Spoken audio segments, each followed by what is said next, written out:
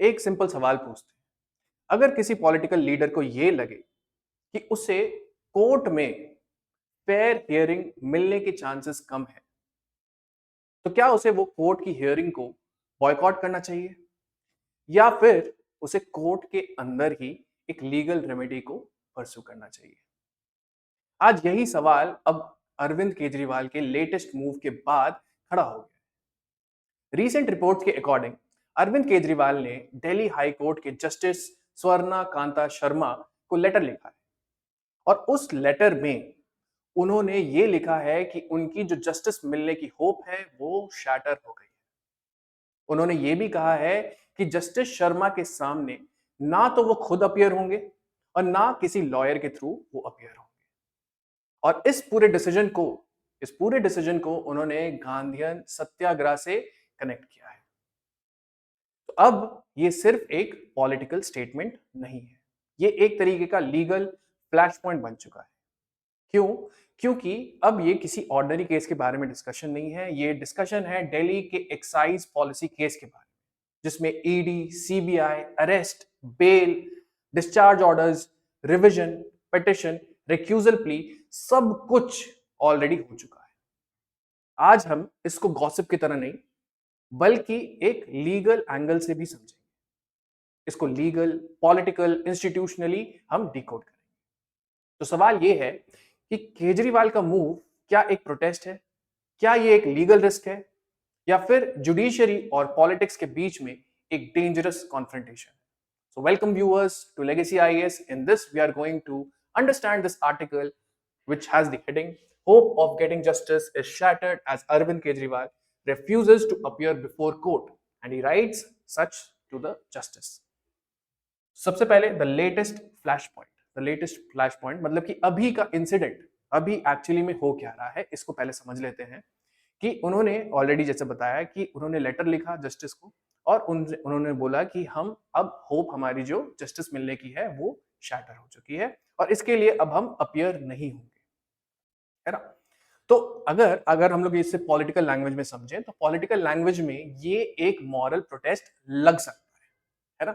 लेकिन अगर हम लोग लीगल सिस्टम के एंगल से देखते हैं तो कोर्ट के प्रोसीडिंग्स को बॉयकॉट करना एक सीरियस स्टेप होता है।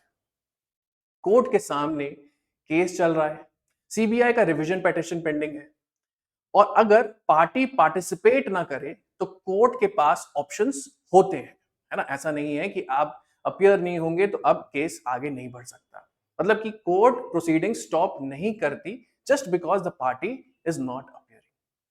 कोर्ट मेरिट्स पर प्रोसीड कर सकता है, कोर्ट एब्सेंस को भी रिकॉर्ड कर सकता है और कोर्ट लीगल कॉन्सिक्वेंस कंसिडर कर सकता है। इसीलिए ये जो पूरा मूव है, आप समझ सकते हो एक तरीके का सिंबॉलिक मूव भी है और रिस्की भी है। तो अब सवाल उठता है कि केजरीवाल यहां तक पहुंचे कैसे? उस चीज का आंसर है रेक्यूजल प्ली। केजरीवाल और जो दूसरे एक्यूज्ड थे वो चाहते थे कि जस्टिस शर्मा इस मैटर को हियर ना करें। क्यों? ये पूरा जो आर्गुमेंट था वो इस पे बेस्ड था। उन्हें एप्रीहेंशन था कि फेयर हियरिंग नहीं मिलेगी। लेकिन दिल्ली हाई कोर्ट में जब उन्होंने रिक्यूजल प्ली को फाइल किया तो दिल्ली हाई कोर्ट उस रिक्यूजल प्ली को रिजेक्ट कर देती है। क्यों? कोर्ट कहती है कि रिक्यूजल सिर्फ परसेप्शन या फिर आपके पर्सनल फियर के बेसिस पर नहीं हो सकती। मतलब कि कुछ ठोस मटेरियल, ऑब्जेक्टिव मटेरियल होना चाहिए, उसका जो बायस है वो एस्टैब्लिश होना चाहिए। और कोर्ट ने यह कहा कि एलिगेशंस, कंजेक्चर्स और इंसिनुएशंस पर बेस्ड है। तो लेटेस्ट इवेंट एक्चुअली एक चेन का नेक्स्ट स्टेप है, यानी कि पहले रिक्यूजल प्ली, फिर रिजेक्शन, फिर केजरीवाल का लेटर और अब बॉयकॉट स्टाइल नॉन अपीयरेंस। अगर हम लोग इसको सिंपल शब्दों में समझें तो ये सिर्फ केजरीवाल कोर्ट नहीं गए वाली स्टोरी नहीं है। ये क्वेश्चन है कि लिटिगेंट का प्रोटेस्ट वर्सेस कोर्ट की अथॉरिटी। अब ये समझते हैं इस पूरी चीज को, ये तो अभी प्रेजेंट का केस हो गया, लेकिन इसका समझते हैं कि बैकग्राउंड क्या है इस पूरे केस का, है ना? केस हिस्ट्री क्या है उसको समझने में इसीलिए इंपॉर्टेंट है क्योंकि बाकी सारी चीजें तभी समझ में आएंगी जो प्रेजेंट इंसिडेंट है। तो ये बात शुरू होती है 2021-2022 एक्साइज पॉलिसी कंट्रोवर्सी से, है ना? It is around that controversy. मतलब एलिगेशंस उस पॉलिसी के ये थे कि पॉलिसी बनाने में और इंप्लीमेंट करने में procedural lapses, allegations of procedural lapses, है ना। ऑपोजिशन ने एलिज किया था कि पॉलिसी से कुछ प्राइवेट प्लेयर्स जो है उनको फेवर किया गया है। अब गवर्नमेंट क्या कहती थी उस समय? गवर्नमेंट कह रही थी कि ये पॉलिसी रेवेन्यू इंप्रूव करने में और लिकर ट्रेड को रिफॉर्म करने के लिए लाया गया। फिर क्या होता है? 2022 में दिल्ली के चीफ सेक्रेटरी ने रिपोर्ट सबमिट किया। उसके बाद लेफ्टिनेंट गवर्नर ने सीबीआई इंक्वायरी रेकमेंड करी। फिर केस सीबीआई और ईडी यानी कि एनफोर्समेंट डायरेक्टरेट दोनों के डोमेन में चला गया। सीबीआई करप्शन के एंगल से देख रही थी, ईडी मनी लॉन्ड्रिंग के एंगल से देख रही थी। इसके बाद अरेस्ट होते हैं, अरेस्ट का पूरा फेज स्टार्ट होता है। इसमें बहुत सारे हाई प्रोफाइल अरेस्ट होते हैं, जिसमें कि विजय नायर अरेस्ट हुए, मनीष सिसोदिया अरेस्ट हुए, संजय सिंह अरेस्ट होते हैं, के कविता अरेस्ट होती हैं, और मार्च 2024 में अरविंद केजरीवाल भी ईडी के केस में अरेस्ट होते हैं। लेटर सीबीआई भी फाइल करती है और वो भी उन्हें अरेस्ट करने का संदेश देती है। तो इस केस में bail orders, interim bail, regular bail, stay of bail सब कुछ हो चुका। ठीक है। अब आते हैं सितंबर 2024 पे। सितंबर 2024 में सुप्रीम कोर्ट से केजरीवाल को बेल मिली, लेकिन केस का बहुत बड़ा पॉलिटिकल इंपैक्ट हुआ। आम आदमी पार्टी ने कॉन्टिन्यूसली कहा कि ये एक तरीके का पॉलिटिकल वेंडेटा है जो कि बीजेपी उनके अगेंस्ट कर रहा है, और बीजेपी साइड ये कहती है कि ये करप्शन केस है। अब 2026 में एक मेजर टर्न आया। राउज एवेन्यू कोर्ट ने सीबीआई करप्शन केस में केजरीवाल, मनीष सिसोदिया और 21 औरों को डिस्चार्ज कर दिया। ट्रायल कोर्ट ने प्रोसिक्यूशन पर सीरियस क्वेश्चंस उठाए। कोर्ट ने कहा कि प्रोसिक्यूशन के थ्योरी को स्क्रूटनाइज करने पर हम लोग को ये लगता है कि ये स्टैंड कोर्ट में नहीं करती, यानी कि उसमें बहुत सारे इंटरनल कॉन्ट्रडिक्शन और बहुत लैकुना है, उनको भी रेफर किया गया। बट यहाँ पे स्टोरी खत्म नहीं होती। यहाँ पे आप आगे देखोगे कि सीबीआई ने डिस्चार्ज ऑर्डर को दिल्ली हाई कोर्ट में चैलेंज किया, और वहीं रिवीजन पिटिशन अब जस्टिस स्वर्णा कांता शर्मा के सामने है। तो लेटेस्ट कंट्रोवर्सी इस स्टेज पर आती है कि ट्रायल कोर्ट ने डिस्चार्ज किया, सीबीआई हाई कोर्ट गई और एक्यूज ने जज के रिक्यूजल की डिमांड की। रिक्यूजल रिजेक्ट हो जाती है और अब केजरीवाल ने अपीयर करने से मना कर दिया है।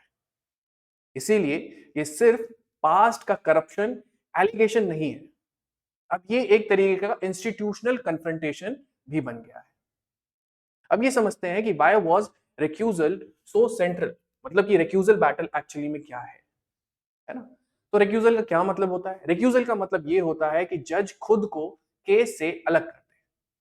जनरली रिक्यूजल तब होता है जब रीजनेबल एप्रीहेंशन ऑफ बायस हो, मतलब एक रीजनेबल पर्सन को लगे कि जज इम्पार्शियल नहीं रह पाएंगे इसको जज करने में। लेकिन यहाँ एक इंपॉर्टेंट लीगल प्रिंसिपल है कि ये पूरा जो आपका परसेप्शन है, it must have objective material and it must have evidence of बायस। मतलब कि सिर्फ political perception is not something that is enough. तो केजरीवाल साइड का कंसर्न क्या था? उनका कंसर्न ये था कि उन्होंने पहले भी एक्साइज पॉलिसी रिलेटेड मैटर्स में डिटेल्ड ऑब्जर्वेशंस दिए हैं। उनका आर्ग्यूमेंट ये था कि पास्ट ऑर्डर से एप्रीहेंशन अराइज होता है कि प्रेजेंट रिवीजन में फेयर हियरिंग डिफिकल्ट हो सकती है। फैमिली मेंबर्स और जो गवर्नमेंट पैनल में हैं जज के, उनके प्रोफेशनल इवेंट्स को अटेंड करना, उनका पार्टिसिपेशन, ये सबसे भी एक कंसर्न हो सकता है। कोर्ट ने इन सारे ग्राउंड्स को रिजेक्ट किया। कोर्ट ने ये कहा कि पास्ट में बेल या अरेस्ट रिलेटेड ऑर्डर्स जो भी दिए गए हैं इस जज के द्वारा और प्रेजेंट रिवीजन पिटिशन अलग अलग लीगल स्टेजेस होते हैं। बेल स्टेज पर कोर्ट प्रीमा फेसी व्यू लेती है और डिस्चार्ज ऑर्डर के रिवीजन में कोर्ट डिफरेंट पैरामीटर्स को अप्लाई करती है। हाई कोर्ट जजमेंट ने यह भी कहा कि अगर हर जज को अर्लियर बेल मैटर सुन चुका हो, है ना, सारी चीजें आपने कर रखी हो, तो अगर हम लोग हर को ऐसे ही रिक्यूज करते रहेंगे तो कोर्ट फंक्शन कैसे करेगा, है ना। तो केजरीवाल साइड के आर्ग्यूमेंट्स था पूरा एप्रीहेंशन के बारे में, और कोर्ट का जो रिस्पॉन्स था कि लीगल टेस्ट जो है वो ऑब्जेक्टिव मटेरियल पे होना चाहिए और यहीं से कॉन्फ्लिक्ट जो है शार्पन हो जाती है। केजरीवाल ये कहते हैं कि अब मेरे लिए क्लीन स्टेट मतलब क्लीन स्लेट की तरह मतलब एक चीज को एक्सपेक्ट करना कि मुझे क्लीन चिट मिलेगा या फिर मैं Fairlie I would be heard, it is something that is very very difficult. And court ने कहा कि रिक्यूजल का बेसिस लीगली इनसफिशिएंट है। अब ये दोनों पोजीशन समझना इंपॉर्टेंट है। मतलब एक साइड कह रही है कि फेथ इज लॉस्ट, दूसरी साइड कह रही है कि फेथ सब्जेक्टिव परसेप्शन से नहीं लीगल प्रिंसिपल से डिसाइड होता है। अगर हम इसे सिंपली समझें तो रिक्यूजल फाइट का जो कोर था वो ये था कि मुझे डर है, और दूसरी साइड का ये था कि फियर को मतलब आपका जो डर है उसको लीगली आप प्रूव करो। अब समझते हैं कि केजरीवाल का सत्याग्रह क्लेम क्या था। सत्याग्रह और court boycott, what is it about? तो गांधीयन सत्याग्रह का जो आइडिया होता है वो होता है मॉरल प्रोटेस्ट का, मतलब एक कॉन्साइंस बेस्ड रेजिस्टेंस, पावर के अगेंस्ट नॉन वायलेंट रिफ्यूजल, है ना। केजरीवाल का फ्रेमिंग यही था। उनका कहना यह था कि मेरी hope of justice has shattered, मैं अपनी कॉन्साइंस की आवाज सुनकर पार्टिसिपेट नहीं करूंगा, और रिपोर्ट्स के हिसाब से वो कॉन्सिक्वेंसेस फेस करने के लिए भी तैयार है। तो अब पॉलिटिकली ये एक स्ट्रॉन्ग मैसेजिंग है, मतलब सपोर्टर्स के लिए ये जुडिशरी के अंदर परसीव्ड अनफेयरनेस के अगेंस्ट प्रोटेस्ट है। लेकिन अगर आप लीगल एंगल से देखोगे तो ये बहुत कॉम्प्लिकेटेड है। मतलब कोर्ट कोई पॉलिटिकल रैली तो नहीं है। Court proceedings evidence, law, pleadings और आर्ग्यूमेंट्स पर चलते हैं। अगर पार्टी अपियर नहीं होती है तो क्या कोर्ट रुक जाता है? जनरली नहीं। कोर्ट लीगल ऑप्शंस कंसिडर करता है, मतलब कि सीबीआई अपना केस आर्ग्यू करेगी, कोर्ट रिकॉर्ड देखेगा, एब्सेंस का इफेक्ट पार्टी के इंटरेस्ट पर पड़ सकता है, और यह भी पॉसिबल है कि हायर कोर्ट अप्रोच किया जाए। अब केजरीवाल ने सुप्रीम कोर्ट जाने का राइट रिजर्व करने की बात भी रिपोर्टेडली कही है। तो इस मूव को दो लेयर्स में आप समझो। पॉलिटिकल लेयर मतलब सत्याग्रह, और लीगल लेयर मतलब कि नॉन पार्टिसिपेशन रिस्क। यहां पे एक इंपॉर्टेंट पॉइंट है कि जुडिशरी से डिसएग्रीमेंट का लीगल रूट होता है, यानी कि अपील, रिव्यू, या तो फिर आप एक हायर कोर्ट को अप्रोच करो, है ना। तो अगर सिंपल लाइन में समझें तो सत्याग्रह जो है वो पॉलिटिक्स में बहुत पावरफुल हो सकता है, बट कोर्टरूम में वो रिस्की हो सकता है। Now what happens next, what are the possible outcomes? ये समझते हैं कि हाई कोर्ट प्रोसीडिंग्स कंटिन्यू कर सकता है ना। अगर सीबीआई का रिवीजन पेंडिंग है, कोर्ट मेरिट्स पर एग्जामिन कर सकता है। सेकंड, केजरीवाल में अप्रोच सुप्रीम कोर्ट, है ना, कि वो अपने एप्रीहेंशन को कंसिडर कर कि उनका एप्रीहेंशन प्रॉपर्ली कंसिडर नहीं किया गया है, so they can go to supreme court. Third, the political narrative will intensify, मतलब आम आदमी पार्टी कहेगी कि ये पूरा एक अनफेयर प्रोसेस है, और जो ऑपोजिशन है या फिर अब रूलिंग पार्टी है बीजेपी कहेगी कि केजरीवाल जुडिशरी को प्रेशर कर रहे हैं। चौथा, जुडिशरी में assert institutional authority. Institutional authority मतलब कि जुडिशियली एक अपना एजर्ट करेगी, कोर्ट ये मैसेज दे सकता है कि लिटिगेंट जज चूज नहीं कर सकता, मतलब एक तरीके की फोरम शॉपिंग नहीं हो सकती। Fifth, case shifts from evidence to legitimacy debate, मतलब पहले क्वेश्चन था कि एक्साइज पॉलिसी में करप्शन हुआ है या नहीं हुआ है, अब क्वेश्चन जो है वो चेंज हो गया है, वो बन रहा है कि जुडिशियल फेयरनेस का परसेप्शन क्या है। और ये बहुत डेंजरस शिफ्ट है, क्योंकि अब जब लीगल केस में पब्लिक परसेप्शन बैटल बन जाता है तो फैक्ट्स जो हैं वो और भी ज्यादा ब्लर हो जाते हैं। मतलब एक साइड के लिए ये जस्टिस का फाइट है, और दूसरी साइड के लिए एक जुडिशरी पर प्रेशर है। और व्यूअर को दोनों में डिफरेंस समझना चाहिए, यानी कि कोर्ट का काम पॉलिटिक्स को रिजॉल्व करना नहीं है, कोर्ट का काम लॉ अप्लाई करना है, और पॉलिटिशियन का काम नैरेटिव बिल्ड करना है। जब दोनों वर्ल्ड्स कोलाइड करते हैं तब इंस्टीट्यूशनल टेंशन क्रिएट होता है, और यही अब हो रहा है। Thank you so much.